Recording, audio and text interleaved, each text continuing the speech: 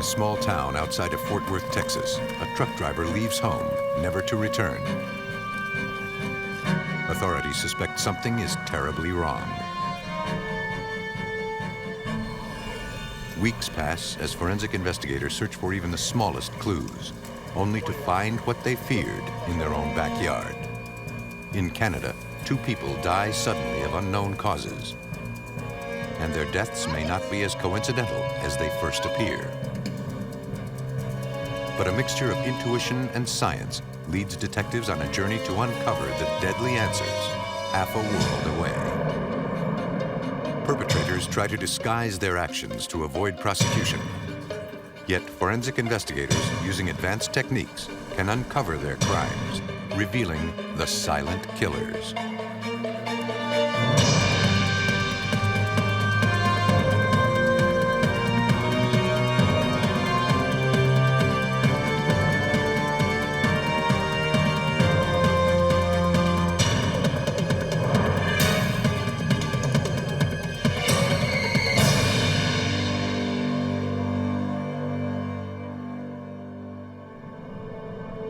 In this episode, some of the names have been changed.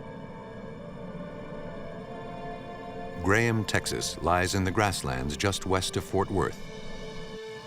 The quaint cowboy town, surrounded by cattle and horse ranches, has a down-home family feel, where picturesque scenery rarely doubles as a crime scene.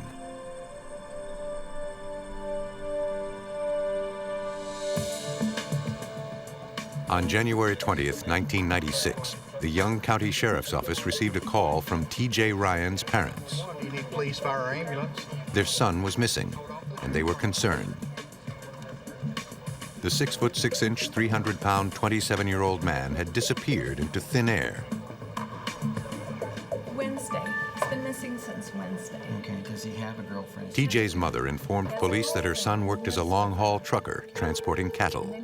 She said that they had an argument. She was worried because he had not reported to work for several days. I don't believe that because he would have come to my house. Young County Sheriff Kerry Pettis was the first to look into TJ's whereabouts. Sheriff Pettis knew most of the county's citizens, so he was acquainted with the easygoing trucker. He was a good person. He was a young man that rodeoed, drove cattle trucks, helped gather cattle. He just worked around agriculture all his life. Was the same as any young person is. Always wore a big hat, always wore boots, generally speaking. Since it was out of character for TJ to miss work without checking in, police hoped his employer might have some information about his whereabouts. How many years?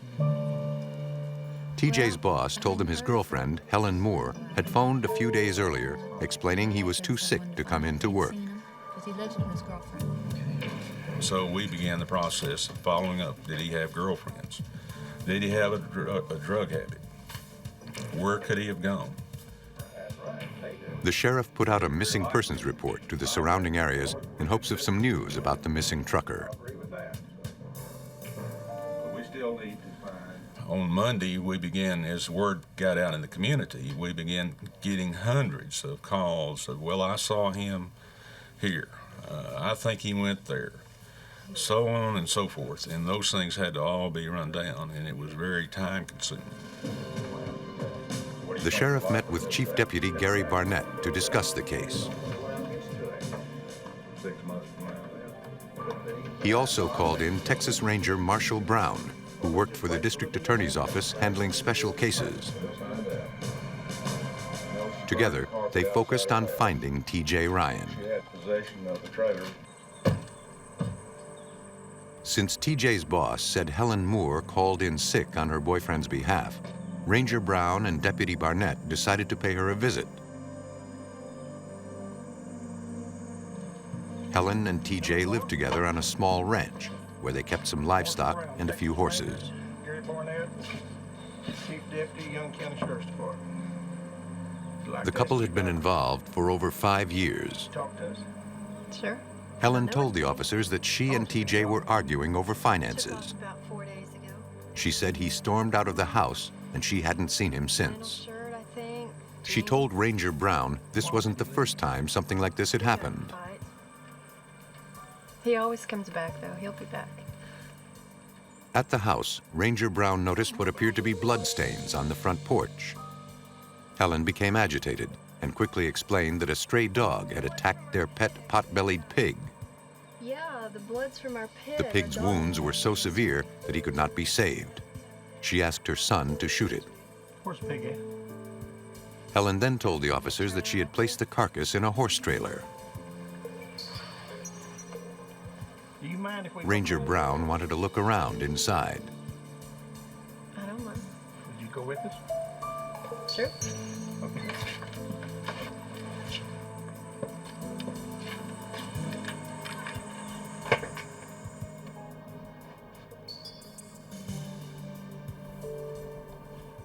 Although everything appeared to be in order, one thing caught his eye. He noticed the floor. It looked as if the carpet had been removed. I took it out and burned it. Helen said the carpet was one of the things she and TJ were arguing over. He was complaining how messy the house was. What is the problem? She said he yelled at her because the carpet was filthy and that she was a bad housekeeper. She wanted to make him happy, so she tore it up and took it outside. She explained that the carpeting was too heavy to drag to the side of the road, so she thought it would be easier to burn it. Yeah, why don't you clean the house up once in a while? Was there something on the carpet that you didn't want us to see? Well, no, I don't care if y'all saw it. We had the Helen denied any wrongdoing. It was messy from the bed. He was complaining She simply was about getting rid of some old screaming carpet. about how messy the carpet was, so I just took it outside and burned it. Investigators had come up empty at the ranch. They were no closer to finding T.J. Ryan.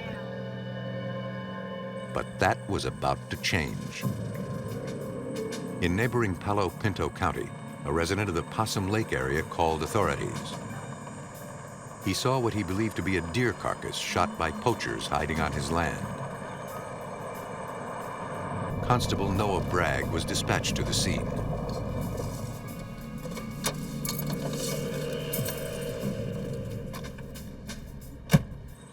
He was horrified by what he saw in the scrubby prairie grass.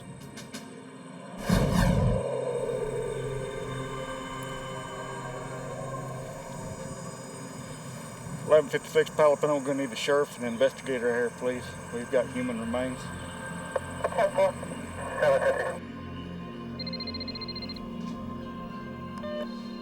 Hello? Constable Bragg reported the torso was that of a large white male. Okay, we'll be on our way. Be there in a minute. Marshal, we gotta go. Barnett and Brown immediately left for the crime scene, fearing their missing person case had now become a murder.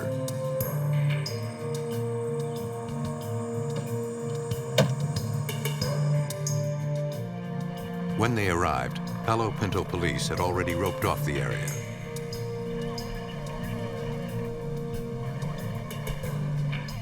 Investigators noticed something strange right away. There wasn't a large amount of blood around the torso.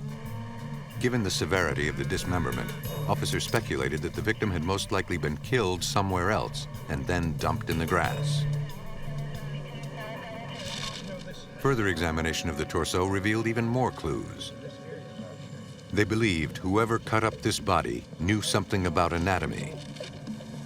The legs and buttocks had been removed at the joint. The hands were detached at the wrists in the same manner.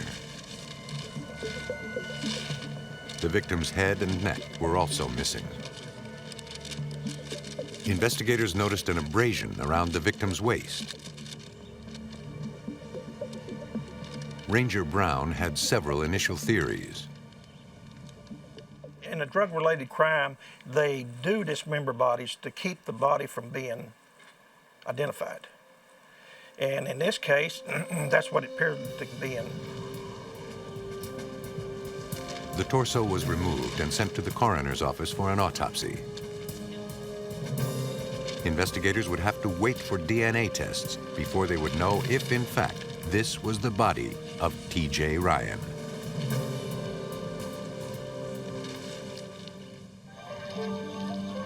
In Young County, Texas, a trucker named T.J. Ryan was reported missing. A few days later, a dismembered torso was discovered in a remote field in nearby Palo Pinto County. Investigators speculated the gruesome murder might be a result of a drug deal gone bad. And now they waited for DNA results in the hopes of making a positive identification to see if, in fact, it was the missing trucker.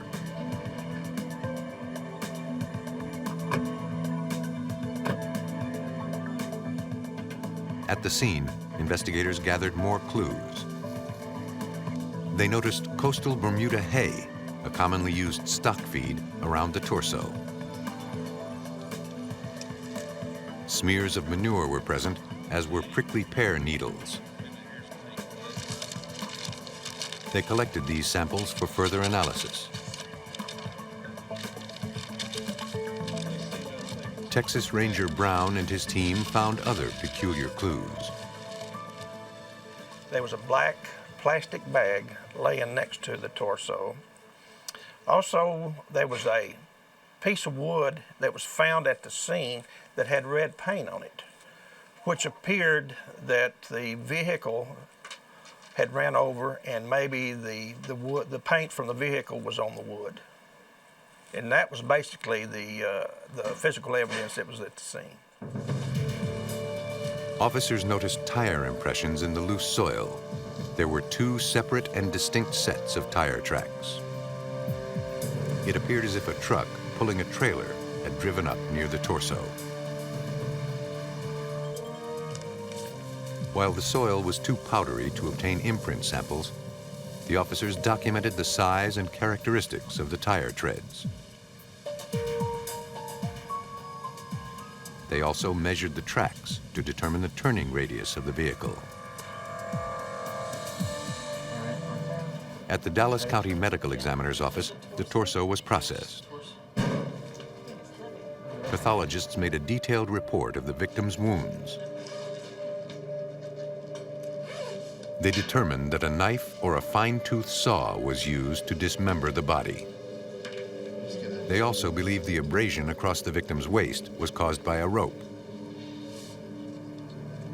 DNA samples were collected to help determine if, in fact, this was the body of T.J. Ryan. They were sent out for analysis. Investigators also sent the biological samples to the lab for further toxicology screenings in hopes of proving their drug theory.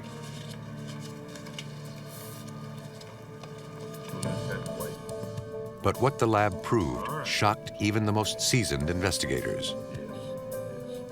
The lab report informed Sheriff Pettis there were fatal levels of morphine in the victim's body. But no one knew whose torso they were investigating. The answer lay deep within the body's DNA, but the test results were days away. Investigators continued to search for other body parts and additional evidence. Search and rescue teams combed the surrounding areas where the torso was found. Forensic cadaver dogs, specially trained to alert on human remains, were also called in to aid in the search. Despite this effort, no further evidence was found. At the Torrance County Medical Examiner's office, senior forensic DNA analyst Carolyn Van Winkle used a reverse paternity test to make a positive identification on T.J. Ryan. Sheriff Pettis was now officially heading up a murder investigation. And he decided to go back to the last known person who saw T.J. Ryan alive, his girlfriend, Helen Moore. He needed answers.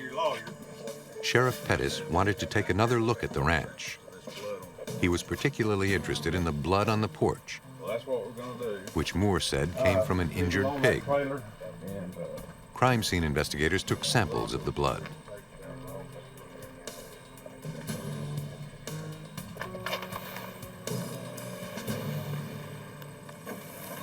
Since Helen said she transported the pig in the horse trailer, Pettis moved it to the impound lot. Investigators would make a more detailed inspection at the police lab.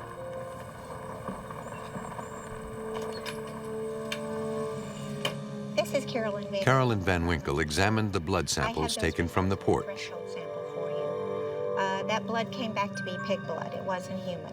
Van Winkle's test confirmed the sample taken from the porch was in fact from a pig. It appeared that Helen Moore was not lying. But investigators were still not convinced she was telling the whole truth. They believed she was holding back something. They just didn't know what it was.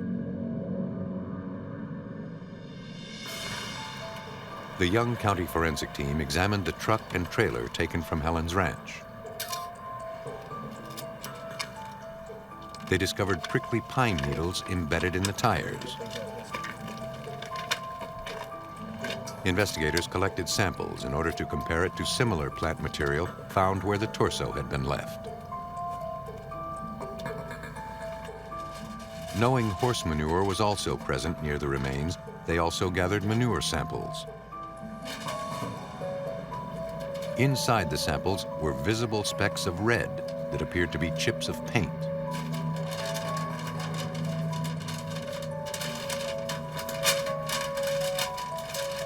They were sent to the lab for analysis.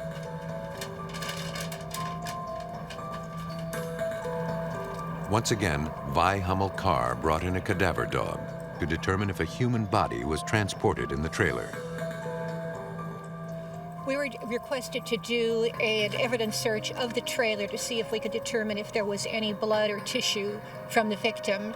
I started out doing a perimeter search of the trailer with Mercy, and then we went inside the trailer where she alerted on the floorboards.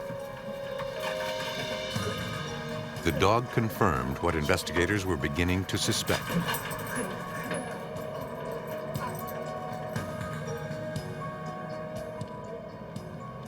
The blood was found in the trailer boards and on the axles of the trailer. It had dripped down through the cracks in the boards and come to rest on the axles. Investigators sent the boards to the lab to see if the blood was human or if it came from the dead pig Helen's son had placed in the trailer. Given that red paint flecks were found in the manure next to the torso, they also extracted paint samples for further analysis. The truck and trailer's turning radius was compared to the calculations taken at the crime scene.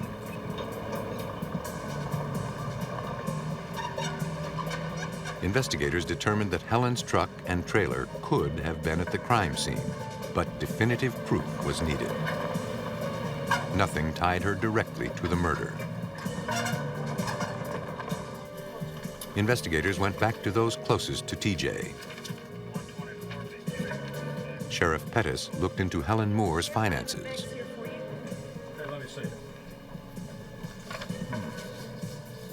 Hey, Gary, come here and look at this. The most alarming piece of information was the fact that Helen Moore had recently taken out a $150,000 insurance policy on the life of her boyfriend, TJ Ryan. Nobody has that kind of claims history. Investigators now believed they were closer to a suspect. There's your motive. If they ever hoped to make an arrest, they needed the science to back up their suspicions. At the forensic lab, Dr. Tam Garland examined the paint scrapings taken from the floorboards of the trailer.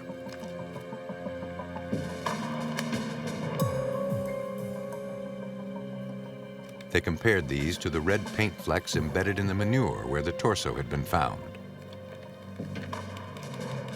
We have found what we believe are red paint chips inside the fecal pads. And so he actually retrieved paint chips from the trailer for us, and we could lay them side by side and match up the different colors. You could match up the colors layer for layer in the chips that he sent us as well as in the chips that we found from the cows. So in our mind, that's pretty much reduces the probability that it's from any other trailer or from any other source. Dr. Garland determined the cow had eaten the paint chips found in the grass and passed them. Helen's trailer had been at the scene. Forensic examiner Carolyn Van Winkle extracted blood samples from the trailer floorboards. Her analysis revealed the presence of two distinct blood types. In the trailer, there was samples obtained from the floorboards of the trailer and samples obtained from under those floorboards in the axle of the trailer. Those samples were submitted to the laboratory, and on each one of those samples, human blood was identified, and also pig blood was identified.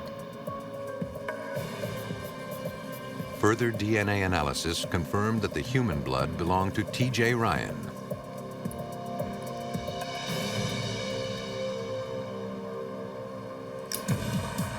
Sheriff Pettis now had definitive proof that the trailer on Helen Moore's property had transported Ryan's body. He had the evidence he needed to secure an arrest warrant.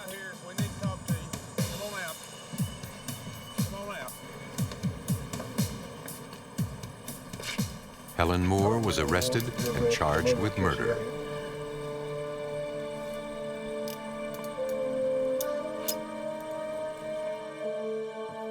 But Sheriff Pettis still needed corroborating evidence that would confirm exactly what had happened. He obtained a search warrant, and his team began a detailed examination of Helen and TJ's ranch house. Investigators used luminol testing to check for blood. It became quickly apparent that Moore had used bleach to scrub the house, erasing any residual surface stains. Any evidence that placed the murder in her home appeared to be gone. Yet when a cadaver dog was brought in, it alerted on evidence the luminol testing could not pick up. This just might be the link detectives needed that would firmly establish where and how the murder took place. Yeah, I'll see what you got here.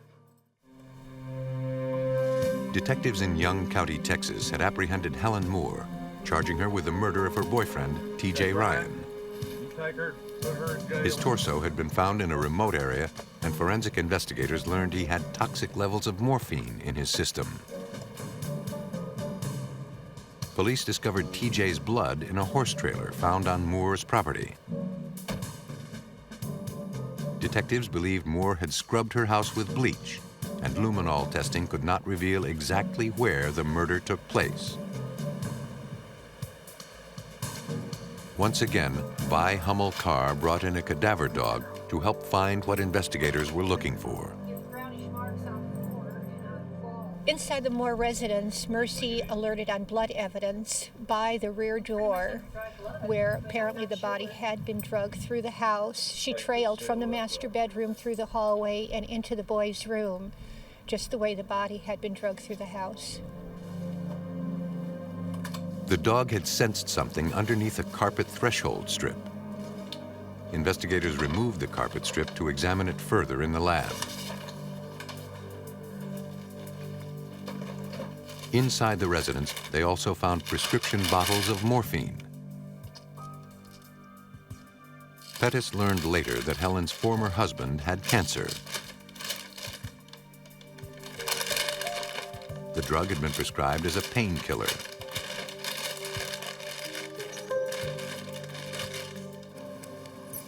At the lab, the blood samples taken from the carpet strip were analyzed. The blood was T.J. Ryan's. Sheriff Pettis was now convinced Helen Moore murdered T.J. Ryan inside their home for the insurance money. He confronted her with a possible motive. She was wanting to purchase another horse and wanted to borrow the money again to do this, and he said no. And I think that may have been the trigger that really set her off. I think she was probably going to do it all along, but I think that set her off. But Helen admitted nothing. Finally, Pettis showed her the evidence his team had collected. He told her that given these irrefutable facts, the district attorney would seek the death penalty. Realizing her crime had been revealed, Helen Moore told the sheriff what had transpired that fateful night. TJ complained of back pain, and Helen suggested he take some morphine.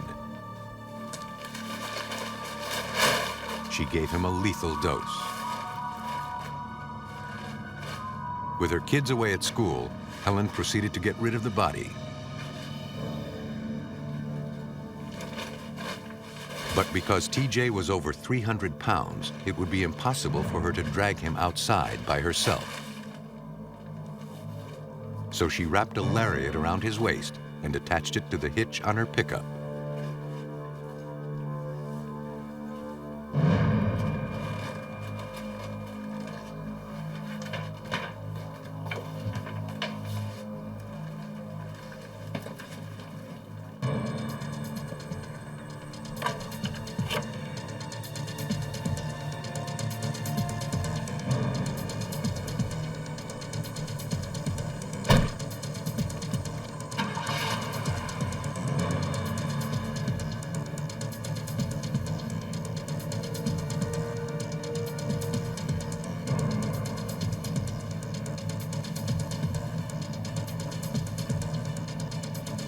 She then proceeded to pull the body out of the house and up into the trailer.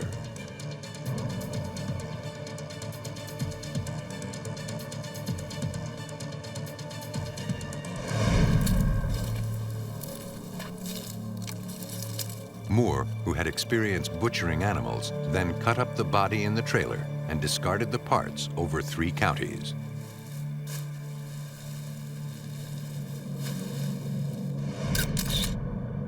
Helen Moore was convicted of first-degree murder.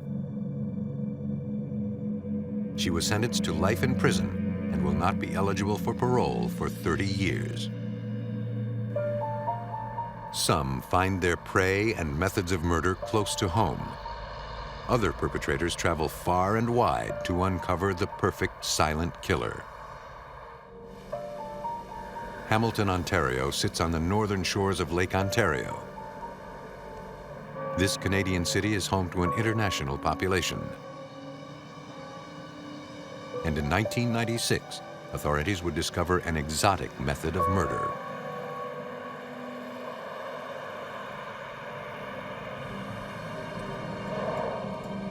John Pierce, an insurance investigator, went to the home of Natraj Sukhwinder, a native of India.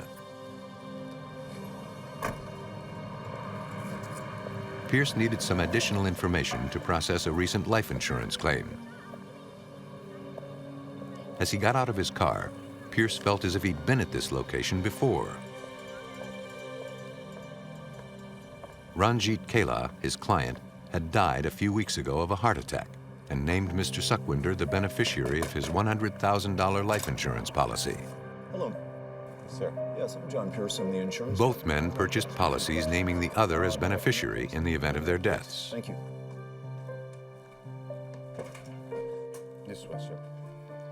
Yes, ma'am. I'd like to ask you a few Sukhwinder told the agent that Ranjit was his nephew and that the young man had lived with him. Pierce was confused. Ranjit's driver's license listed a different address. Oh, he's my nephew. Sukhwinder explained that the address was his brother's and that his nephew spent time at both houses. Pierce left the documents with Sukhwinder, who said his brother was in India and he would have him clear up any discrepancies once he returned. And sister-in-law in India.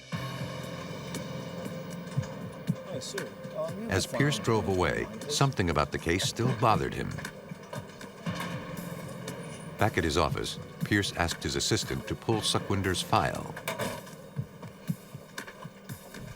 As he went through the information, Pierce remembered Sukhwinder had filed another life insurance claim only 16 months earlier. The claim was for Sukhwinder's wife, Priya. She too had died suddenly. Instinctively, he called the Hamilton police.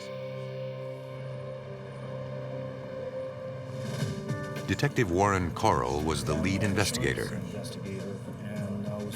Kevin Dinsa, a native of India who spoke fluent Punjabi, was also assigned to the case. I've interviewed the beneficiary.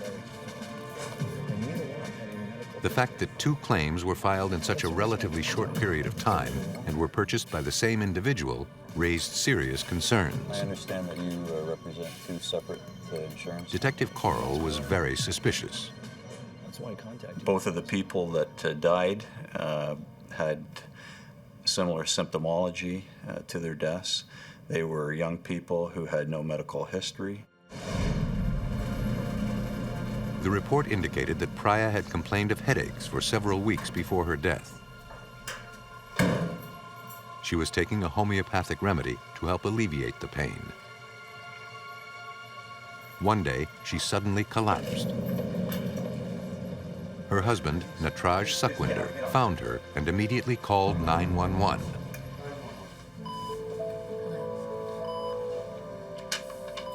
Doctors could not revive her, and she lapsed into a coma. Do you really want to go through with this? 4 days later, at her husband's request, her life support was removed and she died.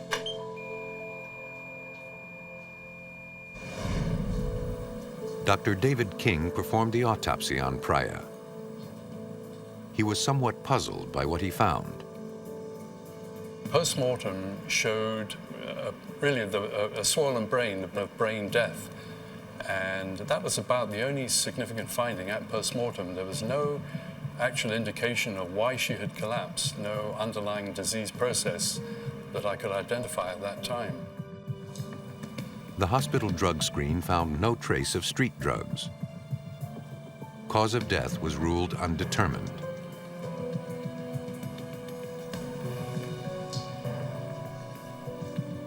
Sukhwinder had his wife's remains cremated and sent back to India. Unfortunately, the autopsy did not provide the answers Detective Correll had hoped for. He decided to look into Sukhwinder's past.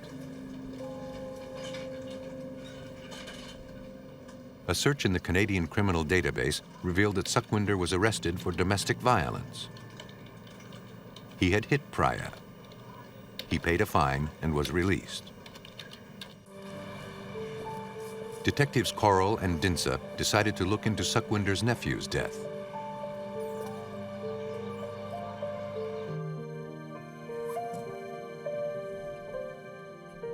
They began by visiting Ranjit's widow to ask about the night her husband died. She explained that Ranjit had friends over that day, including his uncle, Sukhwinder.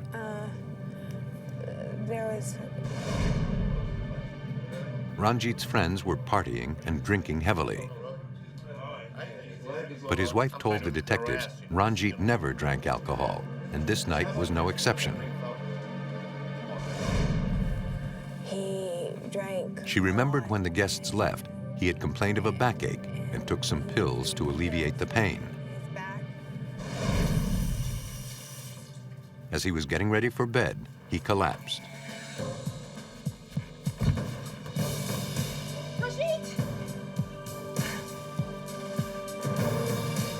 She said she called an ambulance as her husband convulsed on the floor.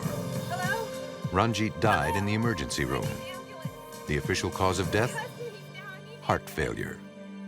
Well, thank you for the information. Although his death was ruled a heart attack, Ranjit, like Priya, the first victim, had experienced severe pain, taken medicine, and collapsed on the floor. The detectives went to see Dr. King at Hamilton General. Dr. King's colleague, Dr. Chitra Rao, overheard the detectives' questions and had particular concerns of her own, given the peculiar cause of death. We discussed the case, and then he asked me whether I had any suggestion. So then I realized, since both are Indian origin, and I know three common poisonings in India is strychnine, arsenic, and chloroform. So I said maybe we should test for those three agents. Detective Correll wondered if, in fact, the victims had been given the deadly poison. Now, these are the Dr. King, the forensic pathologist who performed the autopsies, gave Detective Coral the tissue samples from the two victims, Priya Sukhwinder and Ranjit Kela. Is there anything else? Coral delivered these to the Center of Forensic Science for further toxicology testing. But they would have to wait for the results. It took time. Given Dr. Rao's concerns, Coral began researching strychnine poisoning. He learned that the plant it comes from is indigenous to India. Because it is used as a pesticide and a homeopathic medicine, the substance is readily available. The toxic chemical is lethal and is banned in Canada. A small amount, 1/40th of a sugar cube, is enough to cause a horrific death. It's just a terrible, terrible death. You're conscious while this goes on, while you're in these seizures, these state of seizures, and you basically know that there's impending doom. People that have ingested strychnine will say, "I'm going to die, I'm going to die." Yeah, I'm Warren Coral. The detectives went to visit the friend who was drinking with Ranjit and Sukhwinder. We're investigating the... Although he said he noticed nothing unusual the night Ranjit died, he did remember Sukhwinder gave his nephew a pill for his back pain. He then told the officers he heard a rumor that Sukhwinder went back to India after his wife Priya died and remarried there.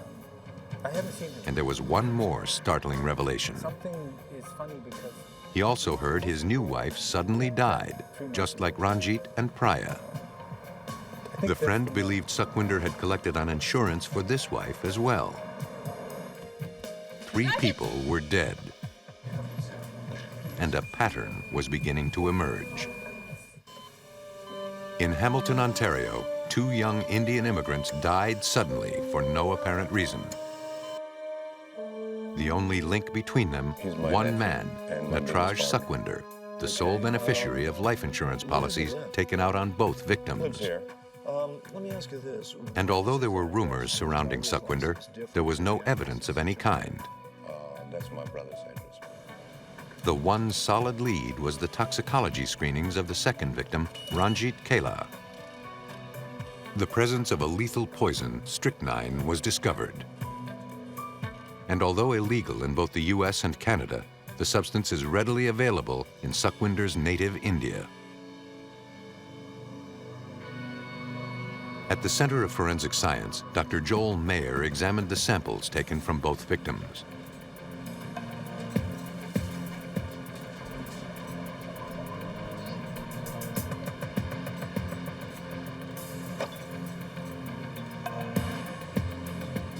Dr. King had saved blood samples from Ranjit. But because Priya had died nearly 18 months earlier, no blood remained, just small blocks of tissue.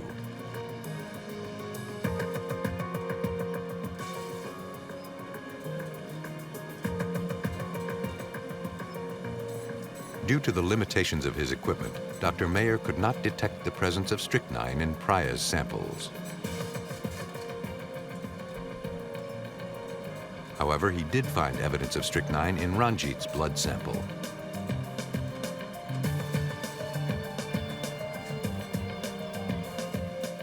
While Hamilton investigators now believed the young man was poisoned, proving it was another matter. And linking it to the death of Sukhwinder's wife Priya was nearly impossible. They were convinced they had a killer who could strike again at any moment, and they had hit a dead end, fearful they wouldn't be able to stop him. Given the discovery of the poison, Detectives Coral and Dinsa decided to question Sukhwinder further. The used car dealer was cooperative at first, until they asked him if he had ever heard of the poison, strychnine. Death of Ranjit Kela. Warren spoke to him in English, and it became progressively worse when some key questions were being asked of him. And that's when I stepped up and told him that I could speak Punjabi and that we could then speak in his mother tongue. And I don't think he was quite prepared for that because he kind of got boxed in with that. And so when I was able to converse, he didn't have much room to back away from the questions at that point. We're going to come back and chat with him. Although Sukhwinder said he visited with Ranjit the night he died, he insisted he never gave him a pill for his back pain. When they asked him about his wife, Priya, Sukhwinder became sad. I want you to think about the questions we've asked. We'll talk to you. But detectives did not believe his display of emotion was genuine. His evasive answers only heightened their suspicions. But that alone was not enough evidence to hold him.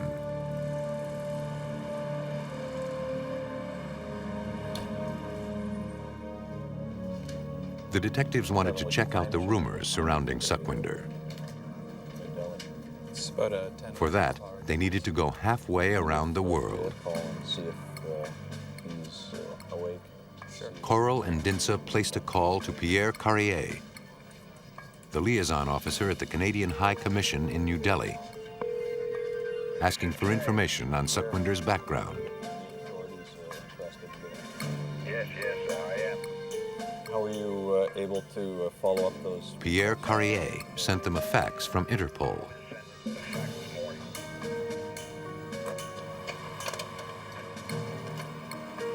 The rumors proved to be true. Sukhwinder's past was alarming.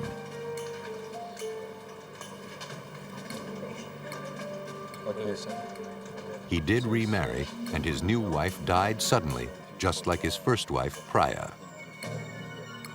They also learned he had 2 sons who died mysteriously shortly after they were born. It was possible that Sukhwinder had not only killed another wife, but had also murdered his 2 infant sons as well. February 16th, 1996. Yeah, kind of confirms that information. The trip to India also confirmed Sukhwinder had easy access to strychnine, the poison found in his nephew's blood.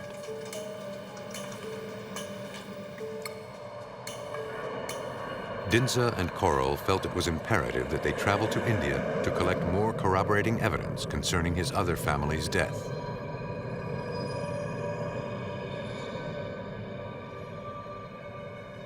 We wanted to determine what the cause of the death was and what the circumstances were. We also learned that the second wife that he had married in India gave birth to twin babies who had also died. So we wanted to determine what their cause of death was and what the circumstances were, and what the connection was with all these deaths and marriages that were occurring immediately after the first wife's death. They learned that the symptoms of the new wife's death were identical to those of Priya and Ranjit's.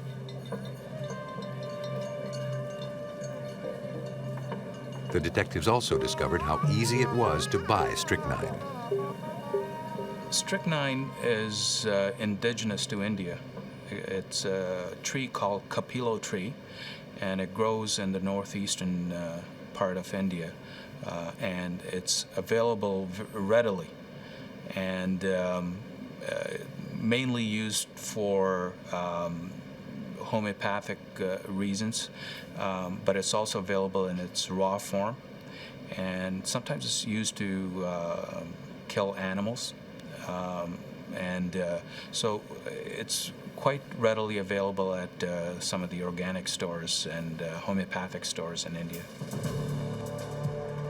In order to get a conviction in Priya's case, Coral and Dinsa would need definitive proof that the poison was present in her tissue samples.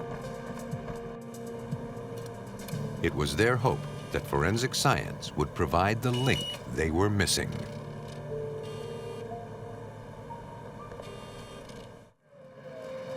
Hamilton, Ontario detectives Coral and Dinsa were deep into the investigations of 5 mysterious deaths. They discovered strychnine in the blood of one of the victims and believed the others were poisoned as well. It seemed all the evidence was pointing to one suspect, Natraj Sukhwinder, but linking him to the deadly substance proved difficult.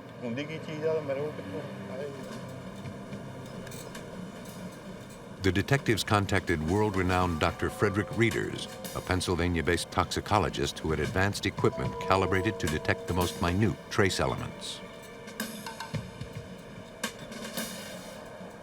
Working with only the small tissue block sample obtained from Suckwinder's wife, Priya, Reeders began a painstaking process.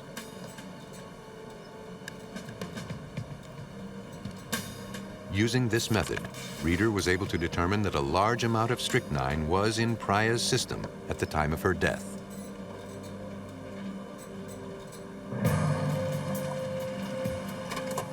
Coral and Dinsa now had the proof they needed to arrest Suckwinder for the murders of his nephew and his wife.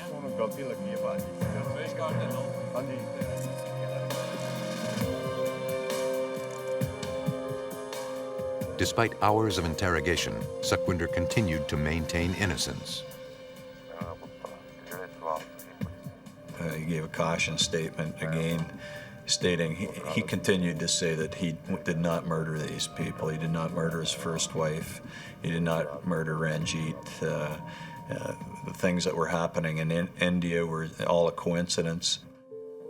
Coral and Dinsa obtained a search warrant for his house. They discovered several items that supported the case they had pieced together. Found something here. They were hoping to find something more substantial to tie him directly to the strychnine. The search warrant was for strychnine or any literature related to strychnine, and we didn't find either.